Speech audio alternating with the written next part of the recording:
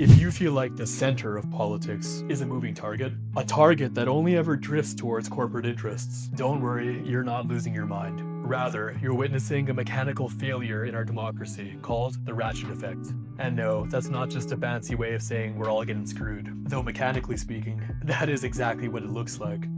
Today, I'm going to show you why the moderate position of 2026 was the far-right position 20 years ago. Let's get a tiny bit academic. The Ratchet Effect was popularized by historian Robert Higgs. In his seminal work, Crisis and Leviathan, Higgs argued that during crises, government power expands, but it never fully retracts to its original size. It's a one-way street. But in 2026, we see this applied to asymmetric polarization. Think of our two-party system as a physical tool. The GOP acts as the ratchet. They click the gear to the right by pushing for deregulation and privatization. When the opposition party takes over, they don't click the gear back.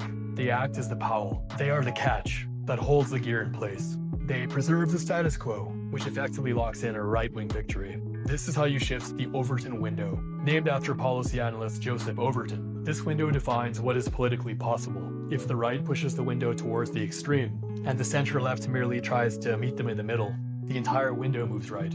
By 2025 data, we saw that moderate platforms now include certain border and economic policies that were considered radical right in the early 2000s. Here's the thing about that compromise. If you try to meet in the middle with someone who wants to move the middle into a literal volcano, you're not a centrist, you're just a very polite arsonist. The moderate mirage is the belief that capturing the middle wins, but when the middle is a sliding scale, moving toward it only accelerates the ratchet. You can't win a tug of war by standing still. To break the ratchet, you have to pull. We don't need a pawl to hold the line for the status quo. We need a force that clicks the gear back, towards the people.